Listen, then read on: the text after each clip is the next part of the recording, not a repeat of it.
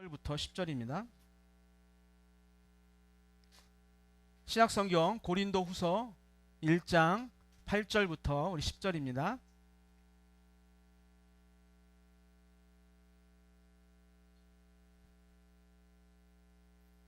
우리 한 절씩 교독하도록 하겠습니다. 형제들아, 우리가 아시아에서 당한 환난을 너희가 모르기를 원하지 아니하노니 힘에 겹도록 심한 고난을 당하여 살 소망까지 끊어지고, 우리는 우리 자신이 사형 선고를 받을 줄 알았으니 이는 우리로 자기를 의지하지 말고 오직 죽은 자를 다시 살리시는 하나님만 의지하게 하심이라. 함께 읽겠습니다.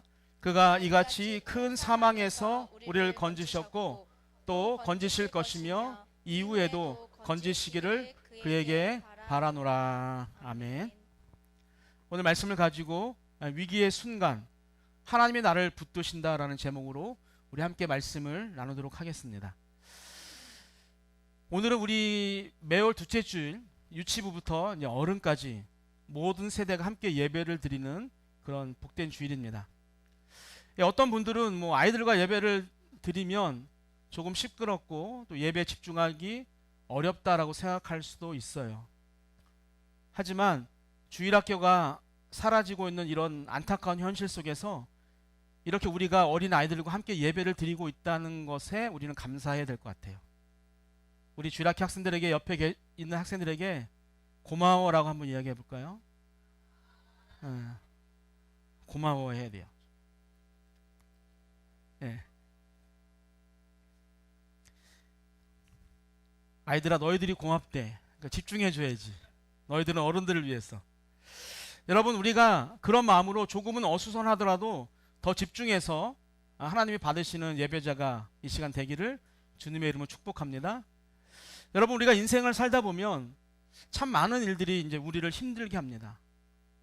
몸이 아플 때, 돈이 또 없을 때, 또 친구나 가족과 크게 싸울 때, 그리고 하나님이 안 계신 것처럼 느껴져서 믿음이 약해질 때도 있어요. 이런 때를 우리는 뭐라고 이야기하냐면 이제 위기라고 이야기합니다. 쉽게 이야기하면 이제 큰 어려움이라고 우리가 이야기할 수 있다는 거죠. 어떤 사람들이 이렇게 이야기합니다. 목사님, 제가 겉으로는 괜찮아 보여도 속이 아닙니다.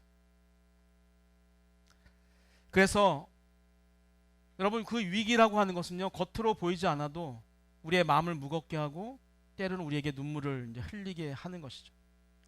그래서 어떻게 합니까, 여러분?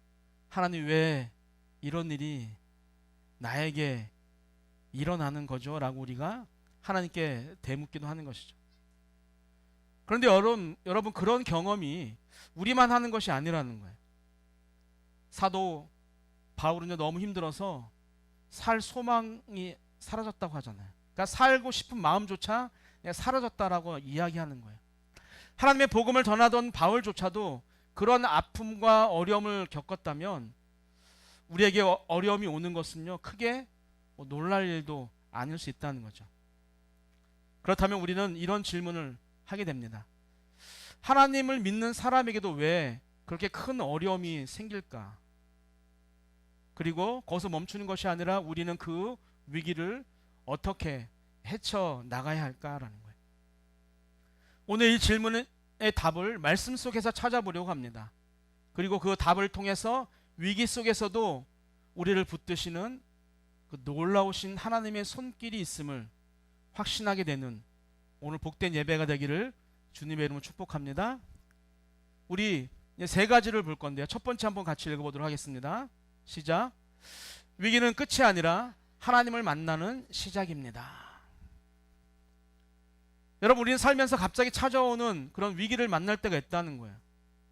아무런 생각 없이 건강검진을 받았는데 완치되었다라고 생각했던 그 병이 다시 생겼다는 소식을 듣기도 하고, 어느 날 갑자기 직장에서 내일부터 나오지 않아도 된다라고 하는 그런 해고 통보를 받기도 합니다.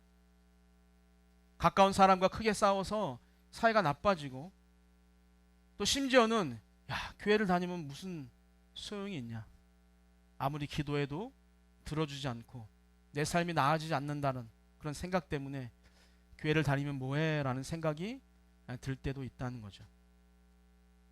여러분, 이럴 때 우리는요, 이렇게 말하고 싶습니다.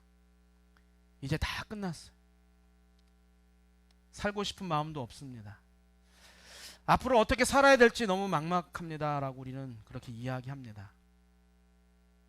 근데 우리가 위안을 받을 수 있는 것은 오늘 사도 바울의 그런 고백인 거예요. 사도 바울도 우리와 비슷한 말 했다는 거예요. 너무 힘들어서 살고 싶은 마음조차 사라졌습니다. 마치 죽을 거라는 어떤 판결을 받은 사람처럼 그 고통이, 그 아픔이, 그 상처가 나에게 그렇게 크게 느껴졌습니다. 여러분, 바울이 어떤 사람입니까? 신약성경에 무려 13권을 기록한 당대 굉장한 사람 아니에요? 그런 바울조차도 다 끝났다라고 생각할 정도였다면 그가 당한 어려움은요, 우리가 상상하는 것보다 훨씬 더 심각했다는 것을 알 수 있죠. 하지만 그 위기 속에서 바울은 하나님을 더 깊이 만나게 되었다는 거예요. 우리 오늘 본문 9절을 함께 읽어보도록 하겠습니다. 시작. 우리는 우리 자신이 사형 선고를 받은 줄 알았으니 이는 우리로 자기를 의지하지 말고 오직 죽은 자를 다시 살리시는 하나님만 의지하게 하심이라. 아멘. 여러분, 하나님은 위기를 통해서 바울이 오직 하나님만 믿고 따르도록 하셨다는 거예요. 여러분, 바울에게 위기는 하나님께 돌아가는 은혜의 통로 역할을 했습니다. 여러분, 우리도 마찬가지입니다. 우리 평소에는요, 내 실력과 돈과 친구와 젊음이라고 하는 이 건강만을 우리가 의지하며 살아가요. 이것만 있으면 아무런 문제 없이 세상을 행복하게 살 수 있다라고 우리는 생각을 합니다. 그런데 위기가 찾아오면 이 모든 것이, 내가 그동안 의지했던 그 세상의 많은 것들이 나를 책임져 줄 수 없다라는 것을 우리는 알게 되죠. 그리고 하나님 없이는 단 하루도 살 수 없다라고 우리는 고백을 하게 된다는 거예요. 그래서 그때서야 모든 것을 내려놓고 우리가 무릎을 꿇고 눈물을 흘리면서 우리가 하나님을 찾게 됩니다. 우리 친구들, 자전거 타는 친구들, 두발 자전거, 유나? 예. 호응이 없네요. 특별히 여러분들 위해서 이렇게 예시한 건데. 네발 자전거? 아, 그렇구나. 우리 주한이는 네발 자전거. 여러분, 혹시 처음 자전거를 배웠던 기억이 있습니까? 처음에는 엄마나 아빠가 뒤에서 붙잡아 주잖아요. 그러다 어느 순간 엄마 아빠가 손을 딱 놓으면 어때요? 무서워! 하고 막 소리를 지르지 않습니까? 그러면 그때 엄마와 아빠가 뭐라고 이야기해요? 괜찮아. 그죠? 엄마 아빠가 너 뒤에서 보고 있고 넘어지지 않도록 잘 붙잡아 줄 거야 라는 그런 생각을, 그런 말을 한다는 거죠. 여러분, 우리도 아이와 같습니다. 하나님이 우리를 꼭 붙들고 계시는 것 같다가도 어느 순간 갑자기 어때요? 하나님, 저 혼자입니까? 하나님 안 계십니까? 라고 우리가 그런 생각을 할 때가 있다는 거죠. 하지만 하나님은요, 우리를 홀로 두신 것이 아니라 어디서? 내 뒤에서 지켜보고 계신다는 거예요. 넘어지려고 할 때 일으켜 주시려고 한순간도 나에게서 눈을 떼지 않고 계신다는 거예요. 그런 시간들이 반복되어져서 결국 우리는요, 믿음이라고 하는 그 자전거를 이제는 누구의 도움도 없이 탈 수 있는 사람으로 자라난다는 거예요. 지금 우리의 과정이 그런 과정이라는 거예요.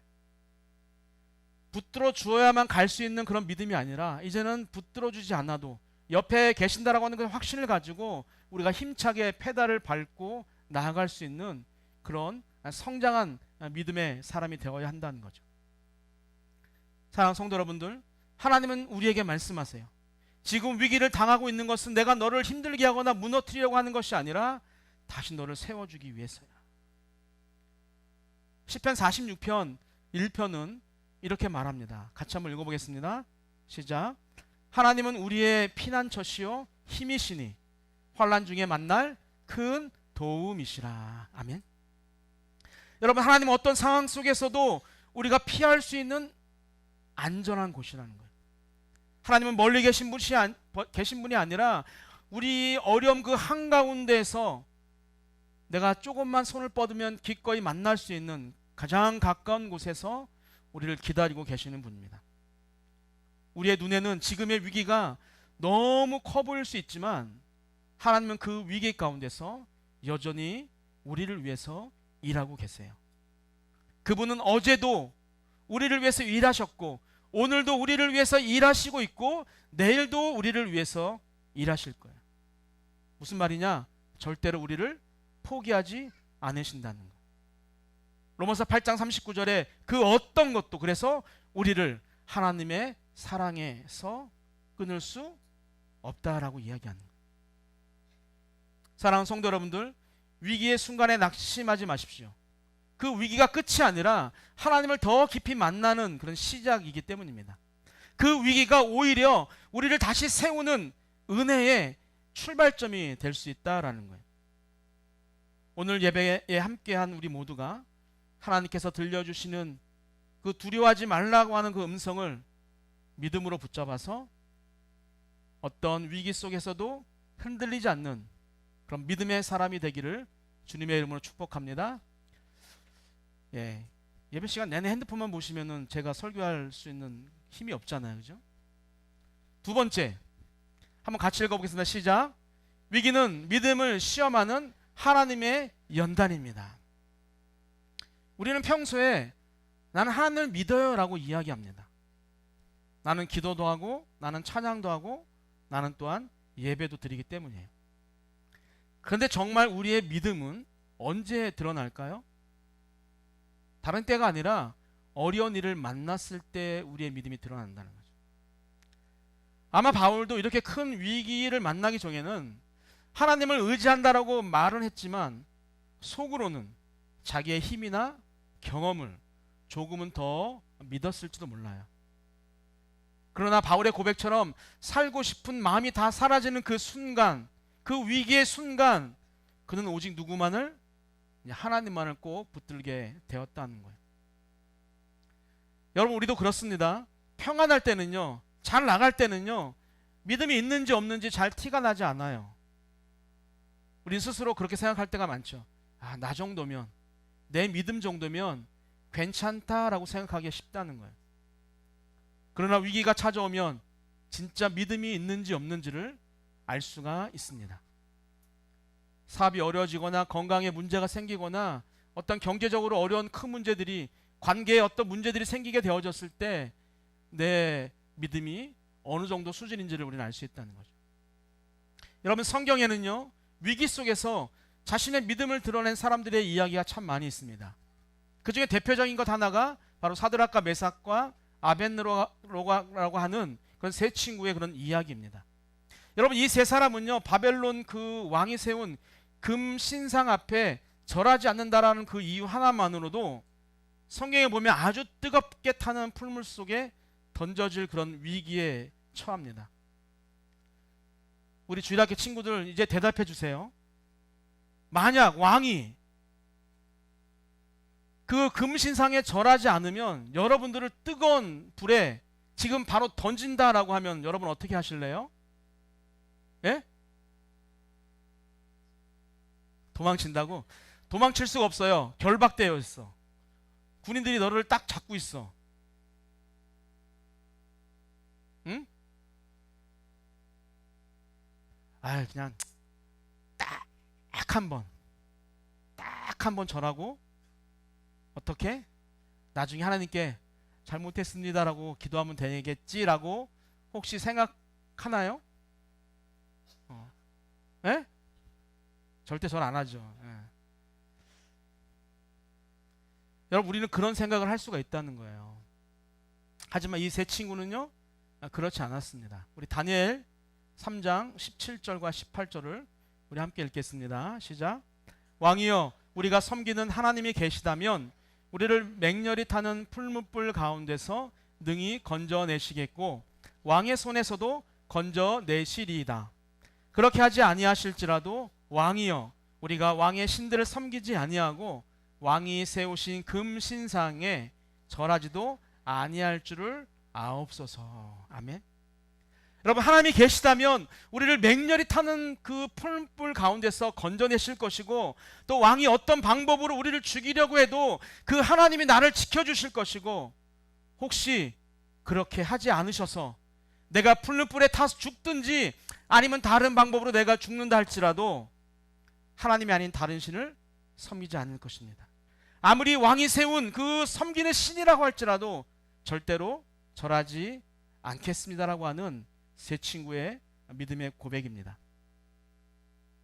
왕이 그 고백을 듣고 대단하다, 너희들이 믿는 하나님이 진짜야라고 풀어주면 좋았을 텐데, 왕이 화가 나서 몇 배나 더? 7배나 더 그 불을 뜨겁게 해서 그 불에 던져 죽이라라고 이야기합니다. 얼마나 뜨거웠던지 그 친구들을 끌고 갔던 그 병사들이 타 죽을 정도로 그 불이 뜨거웠다라고 이야기합니다. 그렇게 불 속에 던져진 세 친구는 어떻게 되었을까요? 우리가 다 아는 것처럼 그들을 묶고 있던 그 줄만 타버리고 그들은 조금도 상하지 않은 상태에서 그렇게 자유롭게 그 불 속을 걸어 다녔죠. 여러분, 위기가 그 세 친구들의 믿음을 온전히 드러냈고, 또 드러난 그 믿음을요 하나님께서 인정하셨고, 하나님은 그들을 불 속에서 안전하게 지켜주셨습니다. 그 결과 그들의 믿음은요 더욱 단단해졌어요. 여러분, 우리의 믿음도 마찬가지입니다. 금이 불 속에서 단련될 때 정말 깨끗한 순수한 금이 되는 것처럼 우리의 믿음도 그런 어려움, 고난을 우리가 지나갈 때 깨끗하고 강해진다는, 불은 위험해 보여도 그 속에서 더러운 찌꺼기가 태워지고 사라진다는, 우리도 마찬가지입니다. 하나님의 우리 위기를 통해서 우리 마음속에 있는 어떤 교만과 욕심과 내 뜻만 고집하는 그 마음을 없애시고 하나님만을 바라보는, 하나님의 말씀에 온전히 순종하는 그런 깨끗한 믿음으로 만들어 주신다는 거예요. 하나님이 우리를 그 위기 가운데 두시는 것은 그래서 우리를 없애거나 힘들게 하려는 것이 아니라 우리의 믿음을 더욱더 강하고 또 아름답게 드러내기 위한 하나님의 놀라운 계획이라는 것이죠. 여러분, 우리가 믿음 생활을 잘 하다 보면 세상으로부터 이런 이야기를 들을 때가 있죠. 만약에 네가 믿는 그 하나님이 너를 지켜주지 않으면 어떡할 거야? 우리 이리 집사님은 하나님이 지켜주시지 않으면 어떻게 할 거야? 어떻게 대답할까? 그 친구한테 그럴지도 모르지 이렇게 할 거예요? 하나님은 반드시 지켜주실 거야.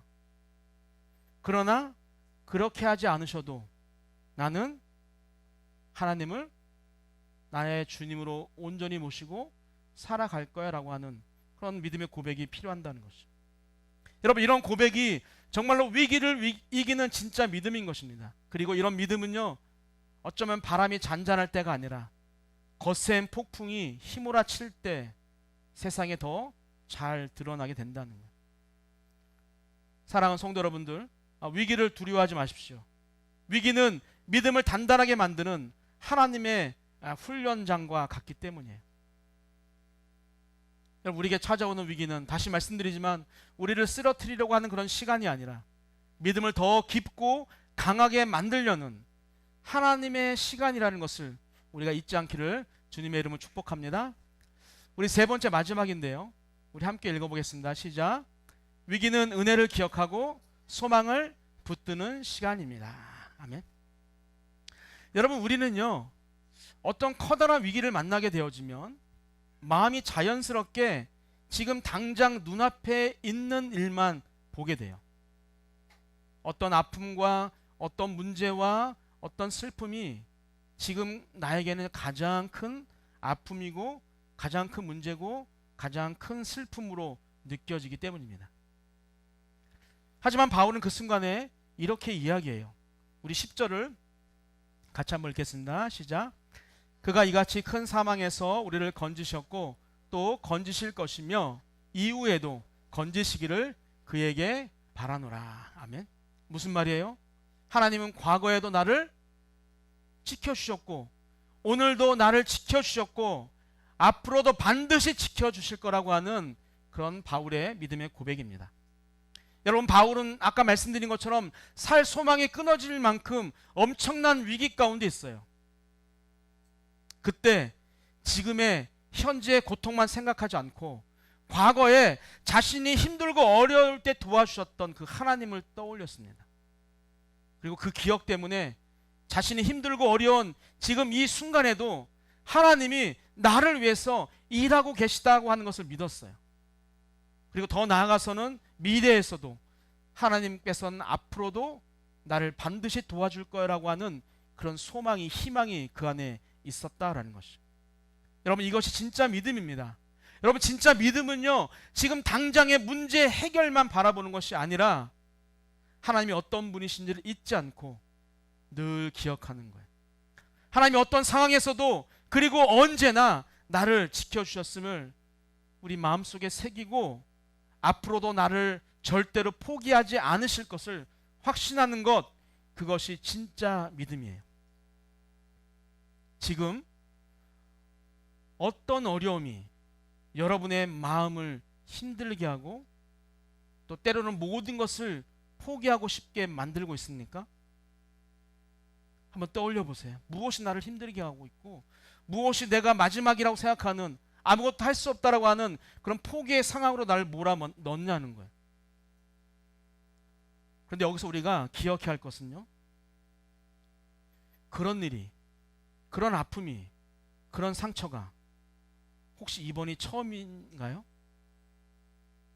살면서 그런 아픔이, 그런 상처가 처음이신 분, 여러분만 답을 알고 있을 텐데 그렇지 않을 거예요. 이전에도 그렇게 힘들고 어려운 일들이 있었어요. 그때 어떻게 되었습니까? 그때 하나님이 여러분 혼자 고생하게, 여러분 혼자 눈물 쏙 빼게, 하나님은 뒷전에서 팔짱 끼시고 아무것도 안 하시고 여러분들 혼자 모든 것을 해결하게끔 그렇게 하나님이 하셨습니까? 그렇지 않아요. 우리가 그 문제를 헤쳐나갈 수 있게 우리 하나님이 반드시 도와주셨을 거예요. 그래서 우리가 때로는 순모임이나 아니면 많은 사람들 앞에서 하나님이 하셨다고, 하나님이 이 어려운 문제를 해결해 주셨다라고 우리가 많은 사람들 앞에서 고백하지 않았습니까? 그렇다면 지금 우리가 겪고 있는 그 어려움도 항상 우리 뒤에서 우리가 넘어지지 않도록 도와주셨던 그 하나님이 이번에도 여러분의 아픔을, 여러분의 상처를, 여러분의 슬픔을 회복시켜 주시지 않을까요? 그런 믿음이 있습니까?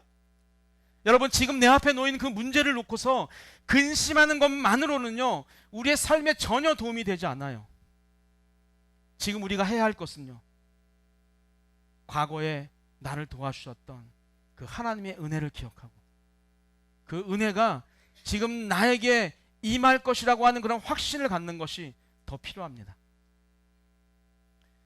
여러분, 각자 겪는 그 어려움의 강도가 달라서 목사님은 내 고통이 얼마나 큰지 몰라서 저런 이야기를 지금 하고 있다고, 아마 내가 겪는 고통을 100% 안다면 절대 저런 말을 할 수 없을 거라고 생각할 수 있어요. 맞습니다. 저는 여러분의 고통의 크기를 다 알 수가 없어요.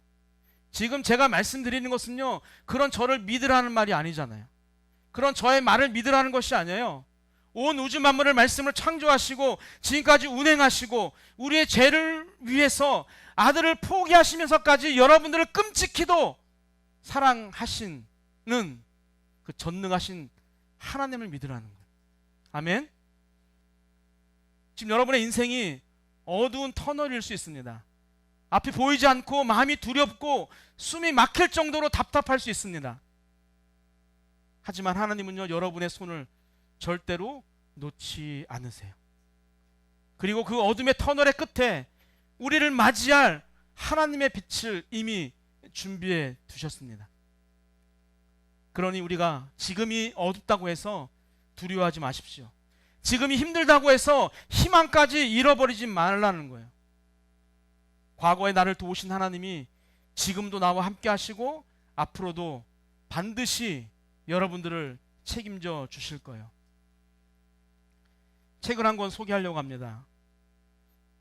영상을 보다가 간호사인데 유하은이라고 하는, 오늘 기도한 친구도 하은인데, 그 치매에 걸린 그 요양병원에서 그 어르신들을 너무 밝게 너무 아름답게 전하는 그 모습이 화제가 되어져서 새롭게 하소서에 나왔는데, 제가 이제 우연치 않게 그거를 금요일 날 봤어요.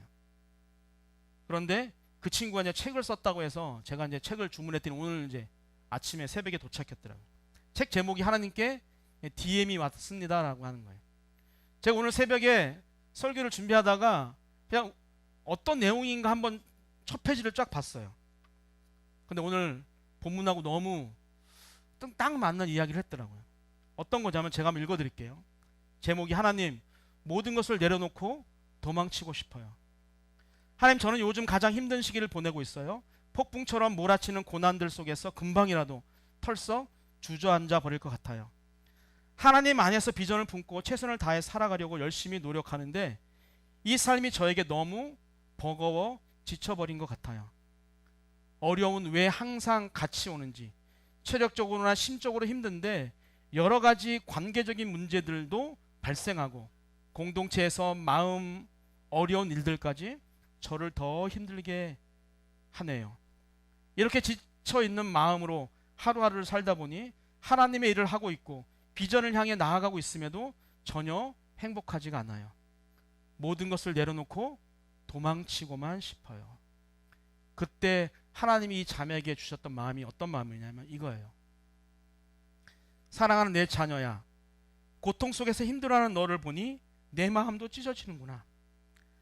살아가는 것이 참 쉽지가 않지.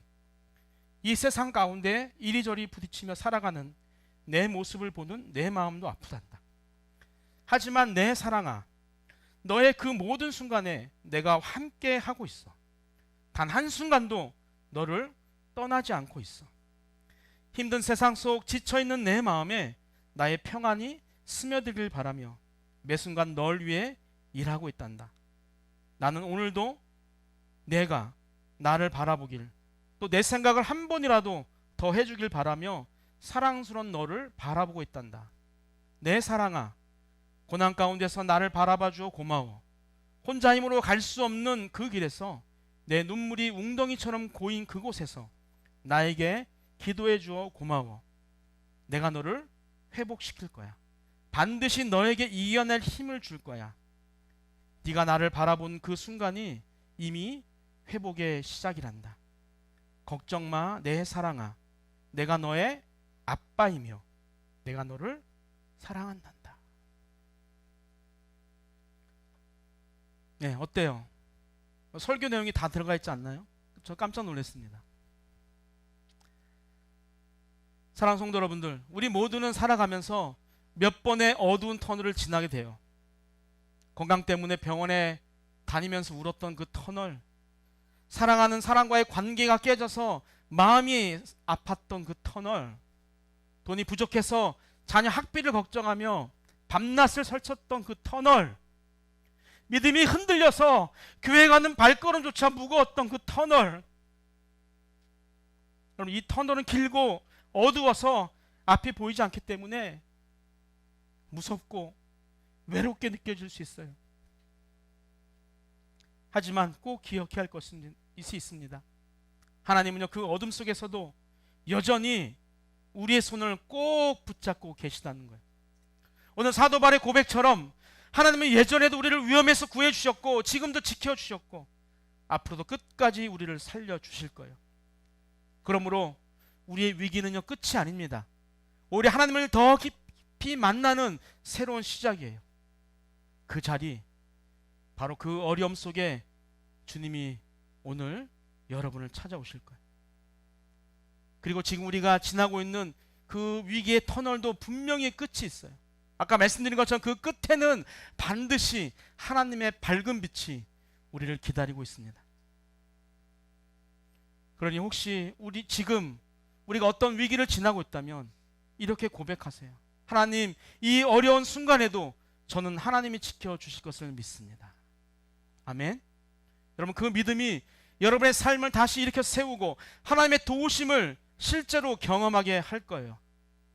그리고 훗날 여러분의 입술에서 그 위기의 끝에서 하나님을 만났습니다 라는 고백이 반드시 울려 퍼지게 될 거예요.